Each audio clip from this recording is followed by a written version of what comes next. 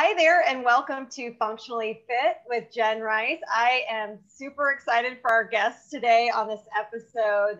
Not only is she a physician assistant by trade, but she has just this love of uh, holistic medicine, a holistic approach to wellness. I'm so excited to have her here today because I think there's a lot we can learn from what she has to offer. And so, Shefaly Ravula, we are so excited to have you here. And I'd like for you, if you wouldn't mind, just kind of diving right into it of a little bit about your background. I know you've been a conventionally trained, allopathic trained PA like me, and that's how we originally connected.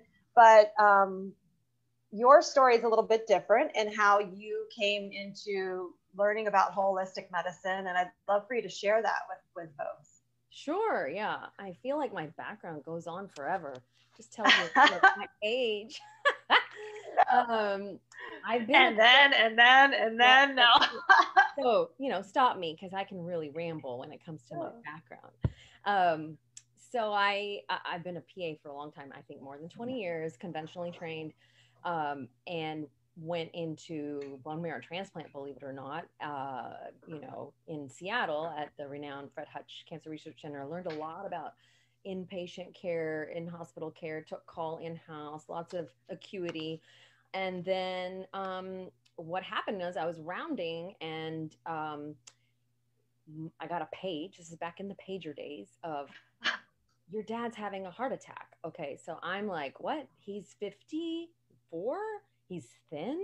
He has no obesity, nothing else, and he's having a heart attack. And of course, he did fine, but that really led me on this path of, okay, what is it about our nutrition in our family growing up or our culture that made him have a heart attack when he wasn't a meat eater, what didn't have obesity, et cetera, or other risk factors. So I very quickly went on this path of learning about really cardiometabolic nutrition. And it was all self-taught for years and lots of it. And then we moved to Austin to raise a family. And I quickly went into conventional gastroenterology, which had, I thought, a lot to do with nutrition, but not in a cardiometabolic way, obviously just a digestive way.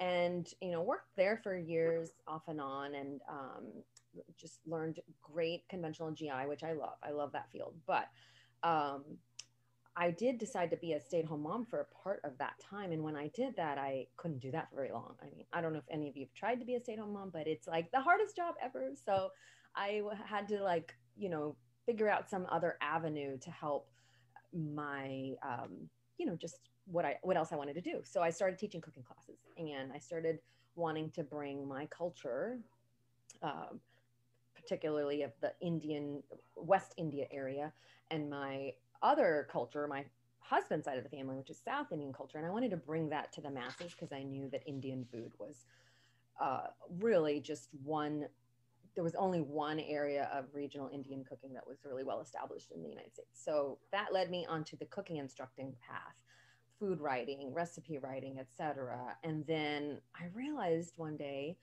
wait, I don't eat Indian food every day and I don't cook it every day. And it's actually not always that healthy, it really isn't. Some of it is, but some of it's not.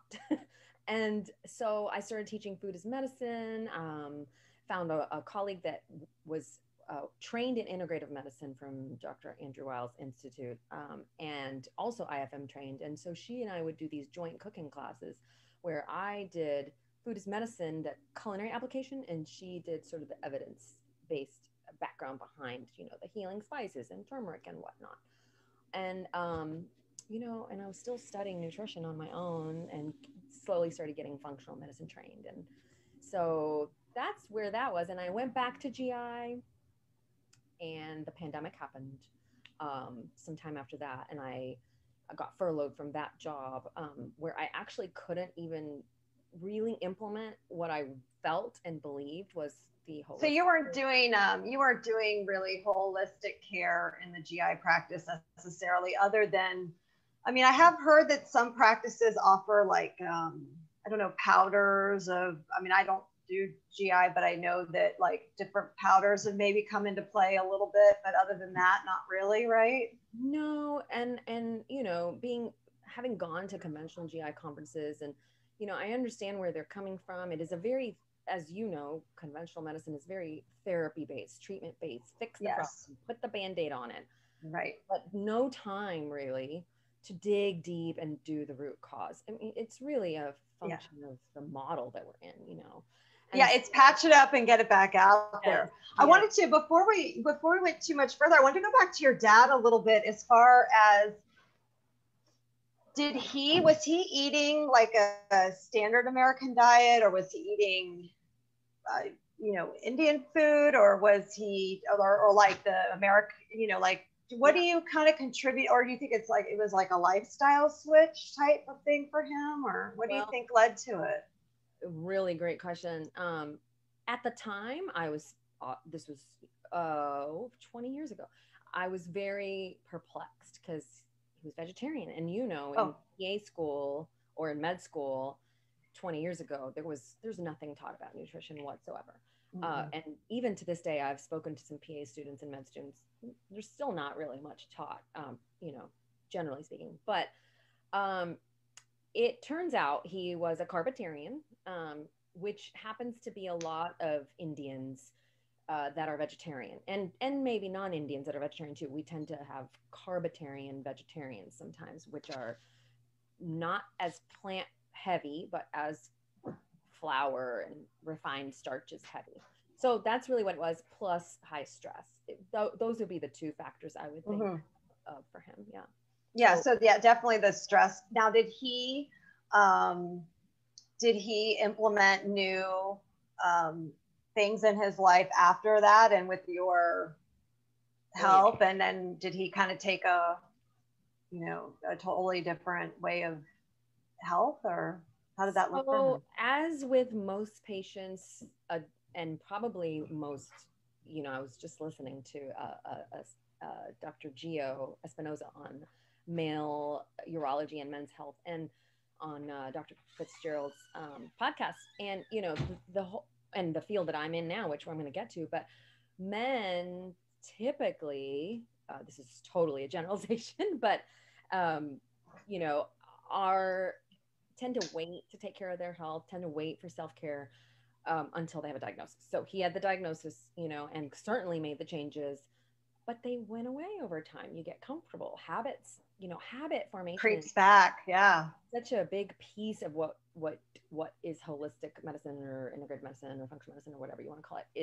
that is such a big piece of it. So habits fall off. They did. And he actually had another one. He had another heart attack a few years ago. And which was to my dismay, of course. Of course. And then he went back, you know, and since then he's been really back on track. But from the beginning, his stress reduction, that was taken care of from the get-go. So that piece was totally eliminated. It was the diet piece that was hard to manage. And so now you has part of like your experience with having your father's health, did that drive you into also wanting to be involved in men's health, or not really? No? Okay.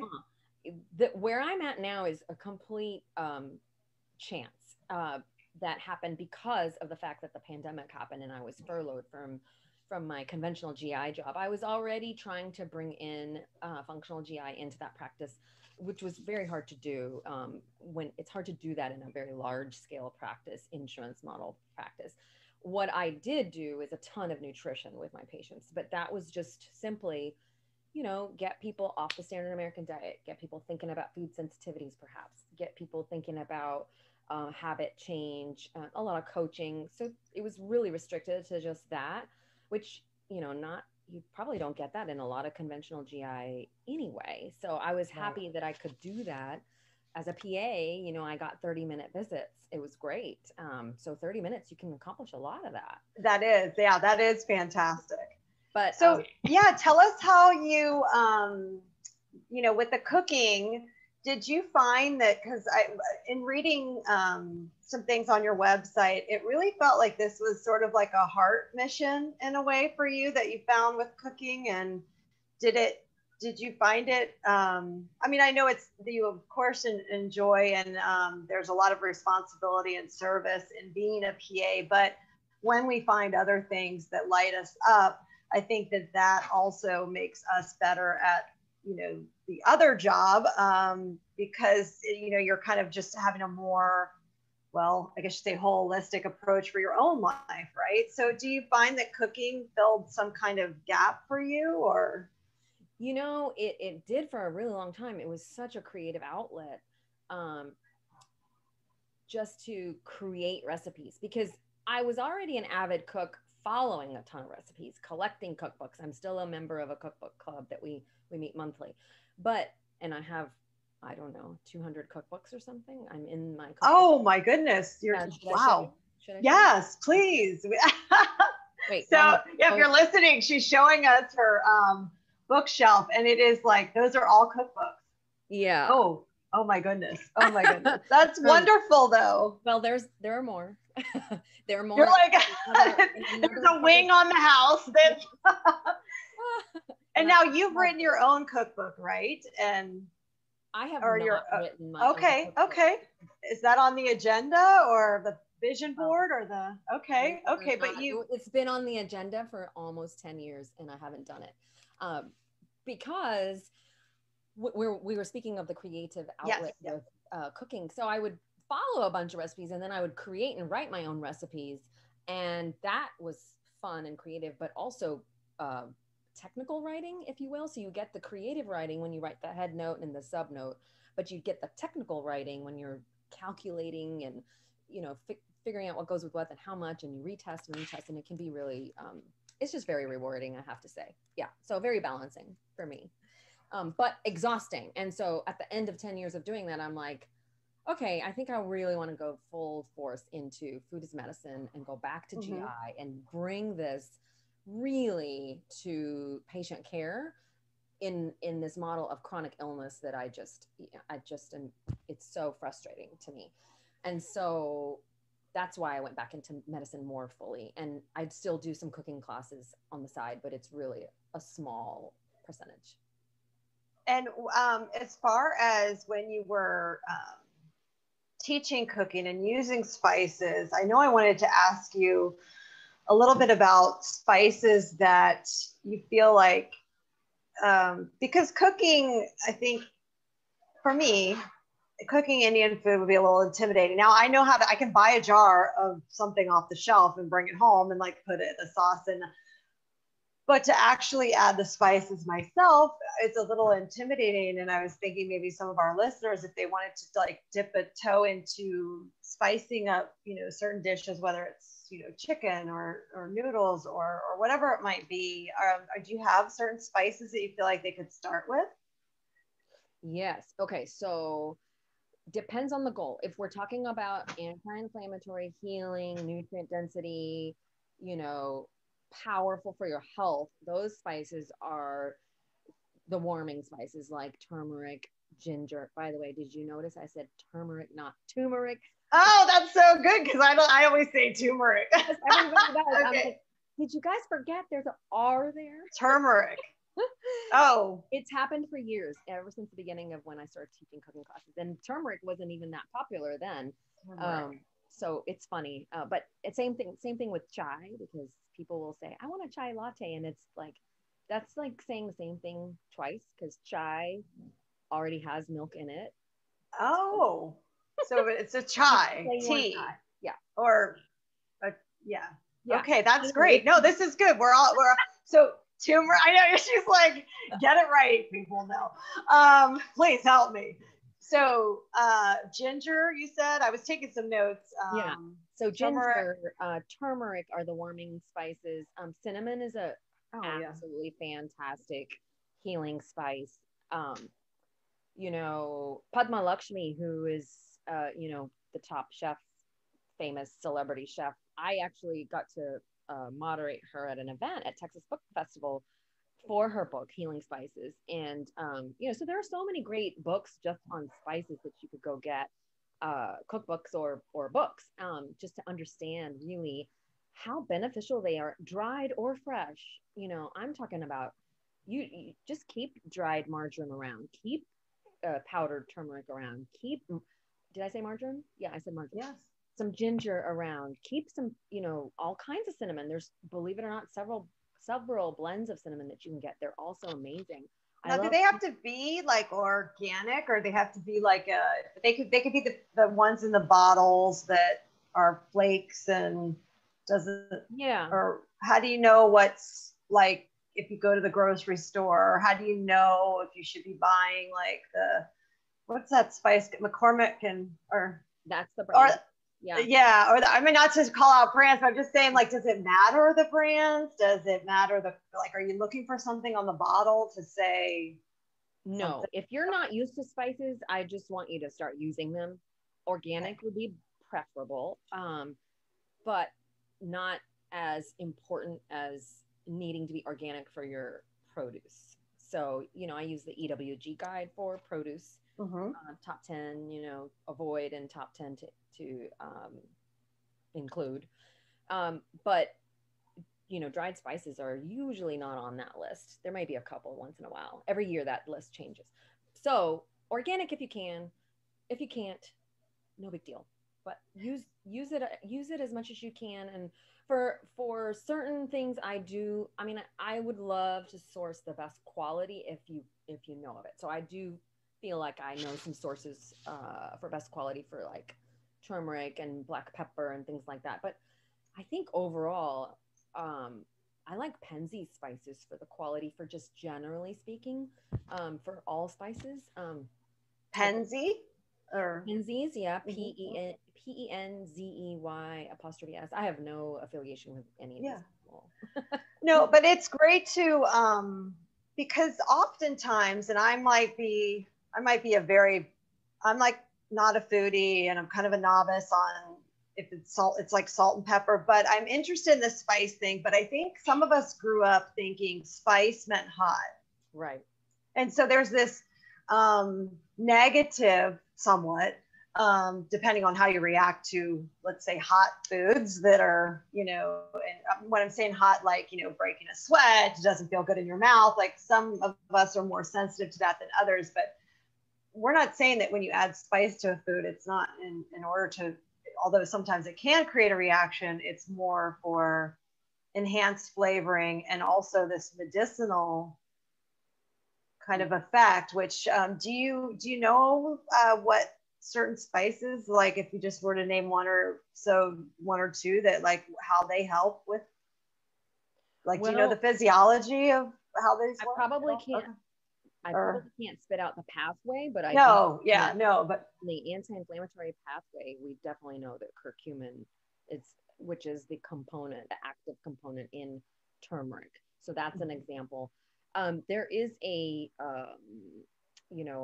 website that monitors the actual bioflavonoids. No, that's not the right word. There's a word, and I can't recall what it is on it, for like how high on that scale, how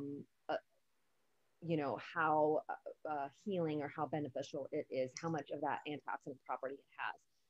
And neat. That's why I say marjoram, because marjoram is really high up there for just a small amount. And marjoram no one thinks of, and I haven't checked that database in a couple of years, to tell you the truth, but when I looked last, I was pretty surprised that it was high up there. And if you think of it, that's not going to make your food feel spicy, in the traditional sense, right?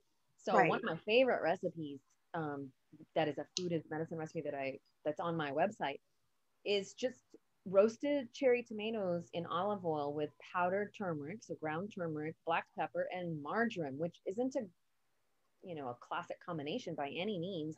You don't see Indians using marjoram, and you certainly don't see marjoram being used with Indian flavors, but that combination was really more for, I was like, okay, how can I make this the most nutrient dense, tomato chutney, side dish, condiment possible that could go on a piece of fish or on pasta if you have kids. So everybody is happy. That's the I recipe. love that. I love that. That's so great. So, tell us a little bit before we wrap up. Tell us a little bit about what you're doing now and how that looks. You Yeah, know. I know it feels very different than what I had been doing up until a year ago. So I was asked to join a urology group, but solely doing nutrition and functional medicine.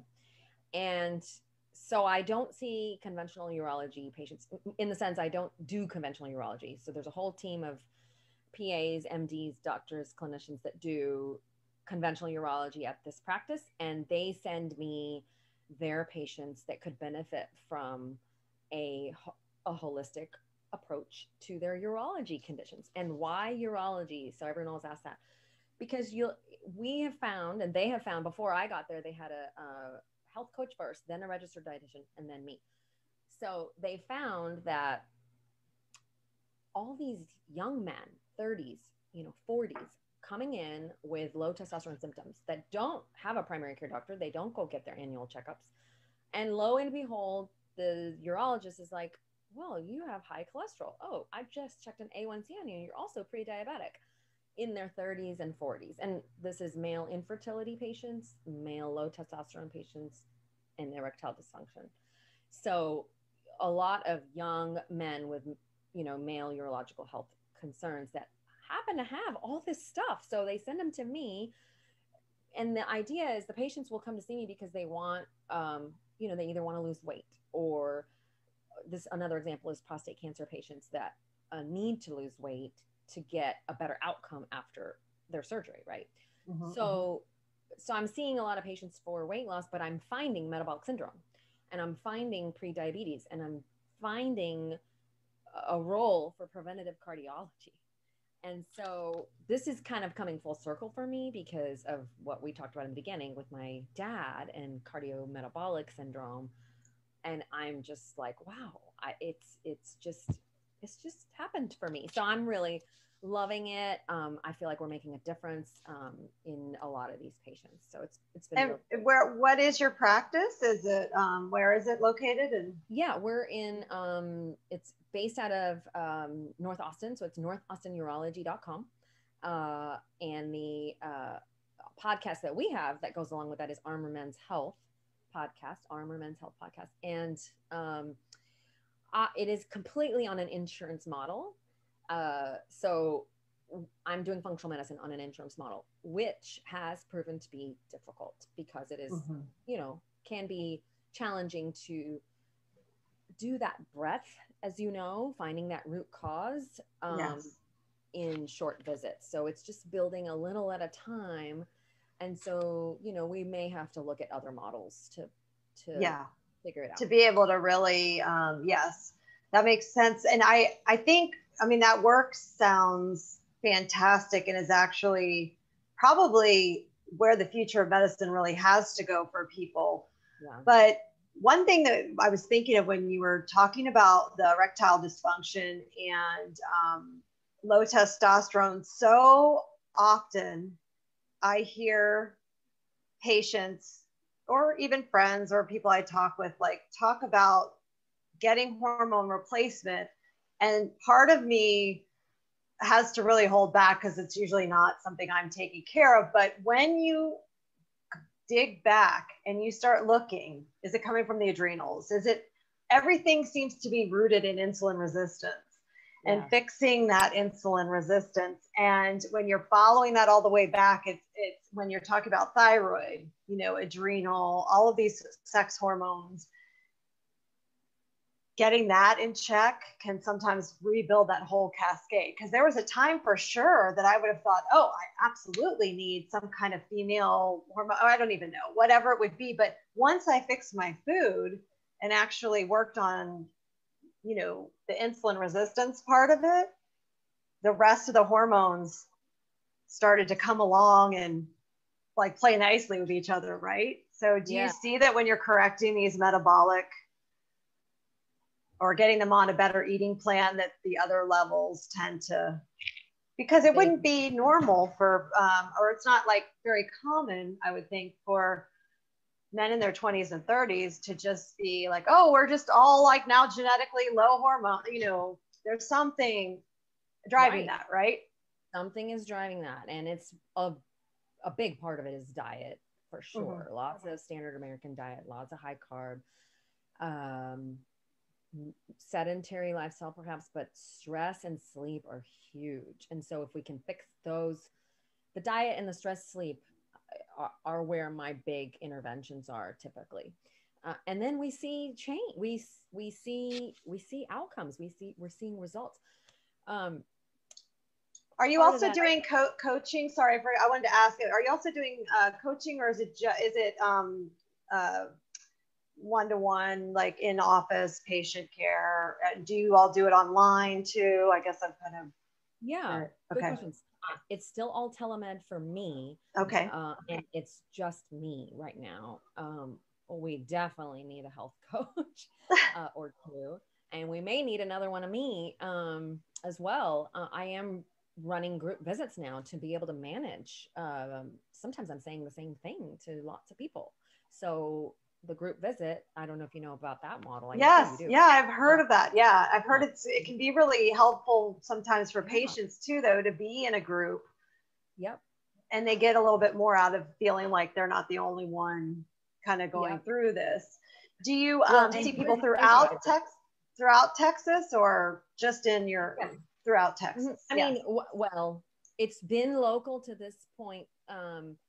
You do not have to be a urology patient to see me. So anybody can see me. And what was I going to say? I totally forgot.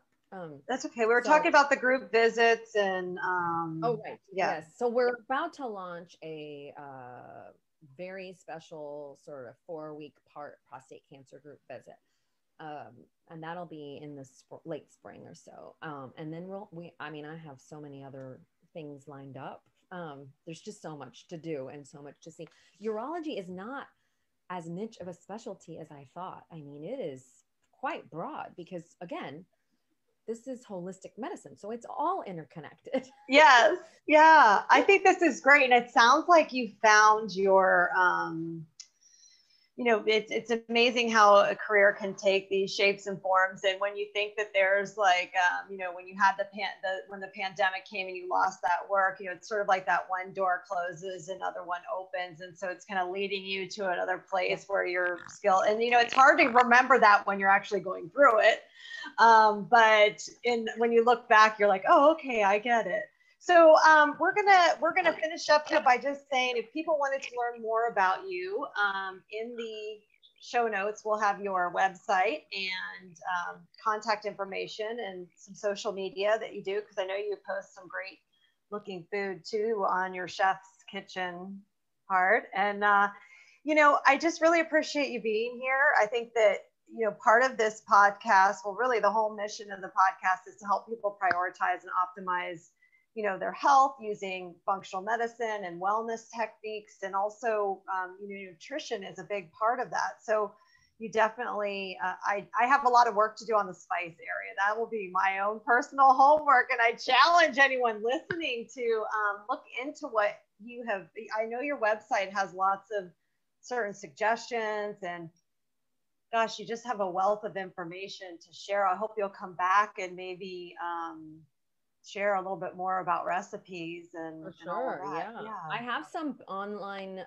classes that are standing classes that anyone can check out. And they are a little bit more traditional Indian cooking, but a couple of them go into just techniques, and that can be helpful for anything. So you might want to check that out on Skillshare.com. Okay, great. Awesome. Well, we'll put that in the show notes too, because I think that would be really helpful. Well, thanks for being here, and we so appreciate it. Okay, take care. Okay.